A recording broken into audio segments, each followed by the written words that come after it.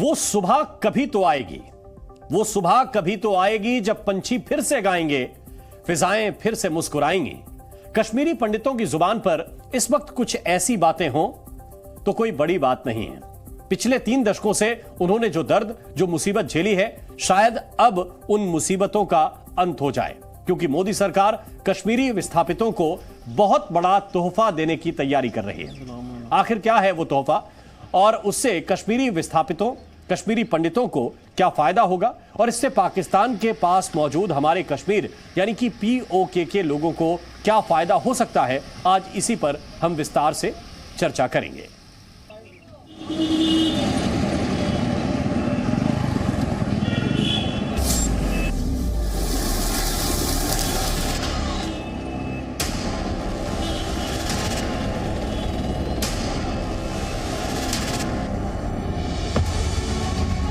370 को bye bye के बाद अब होगा न्याय।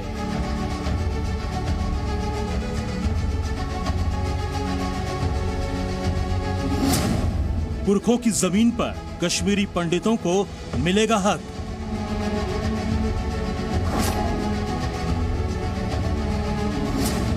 कानून में बदलाव की तैयारी, जम्मू कश्मीर असेंबली का बदलेगा नक्शा।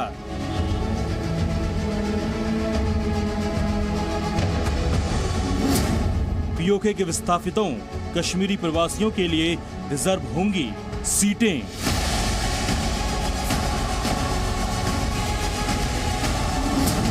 प्रवासियों के लिए 2 सीटें रिजर्व होने से पंडितों को मिलेगा न्याय।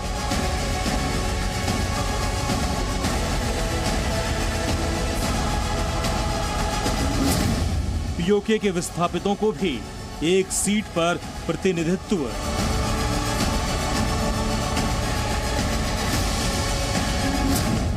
जम्मू कश्मीर के सियासी इकोसिस्टम में बदलाव का बड़ा दांव।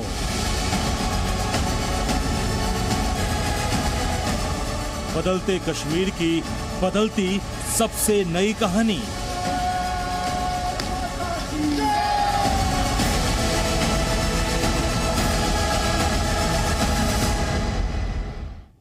तो आइए अब आपको बताते हैं कि ये खबर क्या है। दरअसल मीडिया में आई रिपोर्ट्स के मुताबिक मोदी सरकार जम्मू कश्मीर असेंबली का गणित बदलने के लिए एक बड़ा कदम उठाने जा रही है। मोदी सरकार एक नए प्रस्ताव के तहत जम्मू कश्मीर पुनर्गठन अधिनियम 2019 में संशोधन करने जा रही है। इस तहत जम्मू कश्मीर असेंबली में सीटें रिजर्व करने का प्रस्ताव है।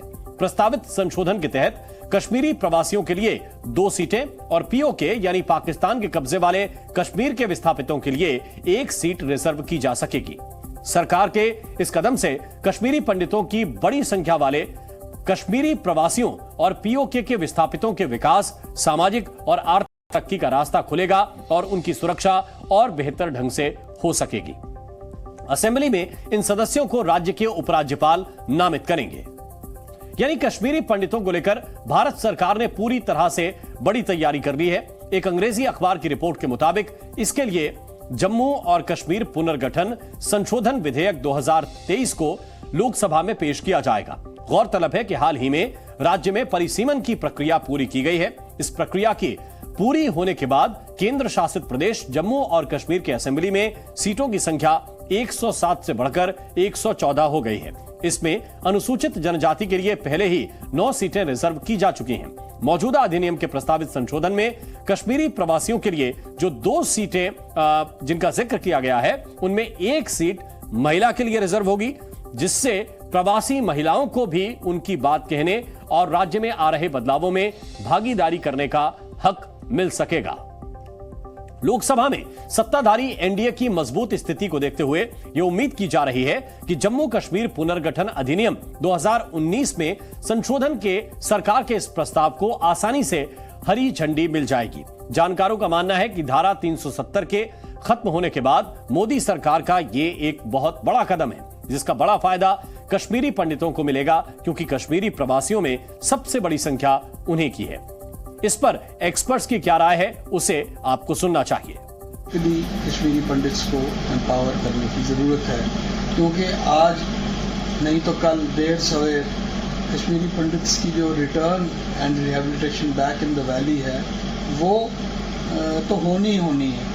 उससे हम ये अपने आप को डिनायल में नहीं रख सकते कि वो कभी भी वापस नहीं जाएंगे। जाना ज़रूर है, और जब जाएंगे तो पॉलिटिकली भी एम्पावर्ड होने चाहिए। और आज ये स्टेप इन्होंने उठाया है, जो बिल पेश किया जा रहा है, शायद कल पार्लियामेंट में आएगा, उसमें उन्होंने कश्मीरी पंडित्स को भी उनके लिए असेंबली में वो सीट्स रिजर्व करने का प्लान बनाया हुआ है, जिसमें से एक कश्मीरी लेडी भी होगी और एक दूसरा कश्मीरी पंडित होंगे। जो आर्टिकल 370 का जो पहले रूप था, जिसके तहत इस रियासत के जो सियासतदान उन प्रवाह को रोकते थे, आज वो नहीं है। तो जो भी हमारे संविधान में जो लोगों के लिए, लोगों के हित के लिए जो कानून बनाए गए हैं, अब हमारे रियासत में लग रहे हैं। जैसे 73rd अमेंडमेंट, आपको पता होगा कि बाकी सब रियासतों में डेमोक्रेटिक डिसेंट्रलाइजेशन, हलकों को, ब्लॉक्स को, जिलों को जो डेमोक्रेटिक राइट्स हैं, अपने सरकार चुनने का जो राइट है, वो आज जम्मू कश्मीर में लागू है। इतना दिन क्यों नहीं लागू था? क्योंकि आर्टिकल 370 उस वक्त यहां पे सियासतदान को वो हक देता था कि वे उसको रोक के रखे। ये अब संभव नहीं है। कश्मीर में आतंकवाद के दौर में बड़े पैमाने पर कश्मीरी पंडित कश्मीर छोड़कर देश के दूसरे हिस्सों में रहने के लिए मजबूर हो गए थे। प्रस्तावित संशोधन में जिन्हें कश्मीरी प्रवासी कहा जा रहा है, उनमें बड़ी तादाद इन्हीं की है। इस बारे में जम्मू और कश्मीर पुनर्गठन संशोधन विधेयक 2023 में विस्तार से बताया गया है कि कश्मीरी प्रवासी कौन है। विधेयक में राज्य सरकार के आंकड़ों के हवाले से प्रवासियों की तादाद 1,58,976 बताई गई है।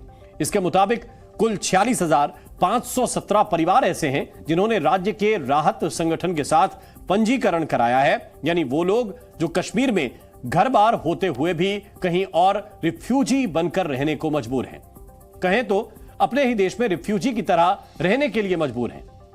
इस विधेयक में इसकी वजह पिछले 3 दशकों में कश्मीर डिवीजन में हुए पलायन को बताया गया है। विधेयक के उद्देश्यों और कारणों के विवरण में इसका जिक्र है, यानी वो कारण जिसकी वजह से विधेयक लाया जा रहा है और उसका मकसद।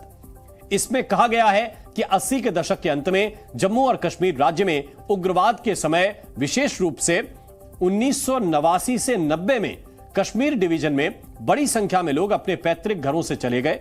कश्मीर प्रांत में विशेष रूप से कश्मीरी हिंदू और पंडितों के अलावा सिख और मुस्लिम समुदायों के परिवार भी थे। अब जब हालात धीरे धीरे सामान्य हो रहे हैं, तो सिर्फ इन लोगों की वापसी की ही उम्मीदें नहीं बढ़ी हैं, बल्कि उन्हें विधानसभा में कोटा भी मिलने जा रहा है। एक तरह से कहें तो अतीत में जो गलती हुई, कश्मीरी पंडितों को जो दर्द मिला, अब मोदी सरकार उस पर मरहम लगाने की कोशिश कर रही है। अब हम आपको बताते हैं कि मोदी सरकार का यह कदम कश्मीरी पंडितों के लिए बड़ा तोहफा क्यों है। दरअसल आतंकवाद के दौर में बड़े पैमाने में कश्मीरी पंडित कश्मीर को छोड़कर देश के दूसरे हिस्सों में रहने के लिए चले गए थे। ये लोग लंबे समय से अपने पुरखों की जमीन पर लौटने के लिए सही माहौल बनाने की मांग कर रहे हैं। अनुच्छेद 370 की समाप्ति से राज्य में आई शांति के बाद अब उनके अच्छे दिन आने की उम्मीदें की जा रही हैं, जिसमें असेंबली में उनके लिए सीट रिजर्व करने का प्रस्ताव भी बड़ी भूमिका निभाएगा।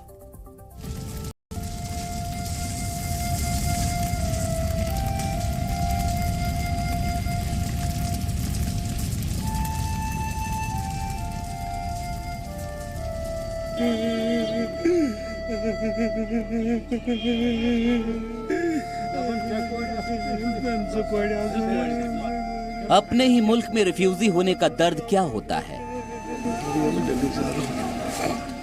ये कश्मीरी पंडितों से बेहतर भला कौन बता सकता है।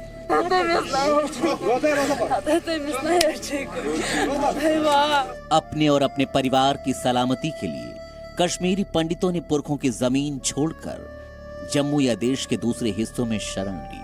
वो एक रिफ्यूजी की जिंदगी बिताने लगे। घर बार और रोजी रोटी छीनने के बाद जिंदगी मुश्किल हो गई। हालांकि अनुच्छेद 370 के खात्मे के साथ ही कश्मीर में खासकर कश्मीरी पंडितों के लिए एक बुरा दौर खत्म हो चुका है। घाटी में अब सुरक्षा के पुख्ता इंतजाम हैं। कभी कभार हो जाने वाली इक्का दुक्का घटनाओं को छोड़ दें तो पत्थरबाजी और आतंकवाद अतीत की बात लगती है। लेकिन अब सवाल ये है कि कश्मीरी पंडितों के लिए आगे का रास्ता क्या है? जवाब असेंबली का गणित बदलने वाले केंद्र के कदम में भी छिपा है।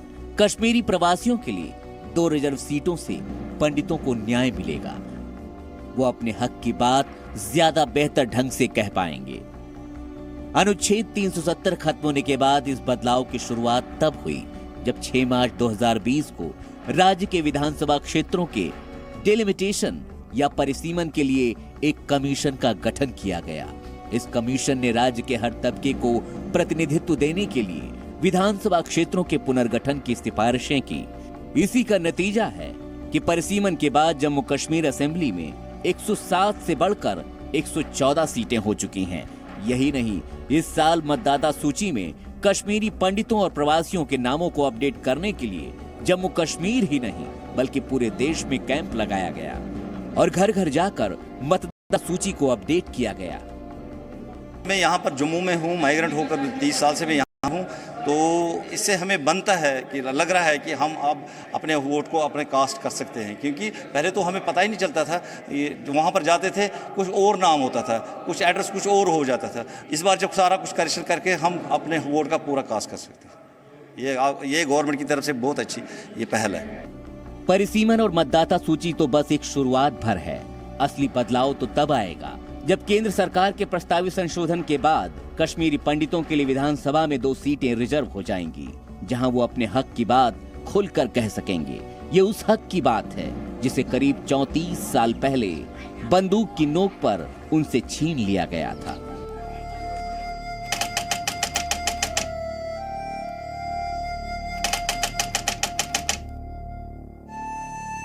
नब्बे के दशक में कश्मीर में रहने वाले कश्मीरी पंडितों को वो घाव मिले जो अब तक भर नहीं पाए हैं। 1989 का वो साल जब कश्मीर से कश्मीरी पंडितों का पलायन शुरू हुआ था। कश्मीर में आए दिन टारगेट किलिंग हो रही थी, कश्मीरी पंडितों को मारा जा रहा था। इसका नतीजा कश्मीरी पंडितों के पलायन के रूप में सामने आया। उनका सब कुछ बर्बाद हो रहा था। कश्मीरी पंडितों को निशाना बनाने के पीछे सिर्फ अलगाववाद ही नहीं था, बल्कि इसके पीछे एक सियासी कहानी भी थी। कांग्रेस और नेशनल कॉन्फ्रेंस की वो सियासत जिसने गुमराह कश्मीरी नौजवानों को भारत से दूर करना शुरू कर दिया। आरोप लगे कि 1987 के चुनाव में नेशनल कॉन्फ्रेंस को जिताने के लिए बड़े पैमाने पर धांधली हुई और इससे उस वक्त केंद्र में सत्तासीन कांग्रेस का भी हाथ बताया गया। National Conference is going to win, hands down, and form the next government. Pakistan ने इन हालात का फायदा उठाया। उसने कश्मीरी नौजवानों को गुमराह करना शुरू कर दिया कि भारत में उन्हें निष्पक्ष लोकतांत्रिक अधिकार नहीं मिलेंगे। उसने कश्मीरियों की नसों में आतंक का जहर भर दिया और इसी का नतीजा कश्मीरी पंडितों पर अत्याचार के रूप में सामने आया। अचानक रातों रात कश्मीरी पंडितों के पड़ोसी पराये हो गए। अचानक हिंदुओं को कश्मीर छोड़कर चले जाने को कहा गया। अचानक रातों रात कश्मीरी पंडित अपने ही देश में शरणार्थी बन गए। एक रिपोर्ट के मुताबिक घाटी में उस वक्त कश्मीरी पंडितों की आबादी करीब 5 लाख थी, लेकिन सिर्फ 19 जनवरी 1990 को ही 60,000 से ज्यादा कश्मीरी पंडितों ने मजबूरन घाटी छोड़ दी और वर्ष 1990 के अंत तक 95% कश्मीरी पंडित अपना घर बार छोड़कर वहां से चले गए।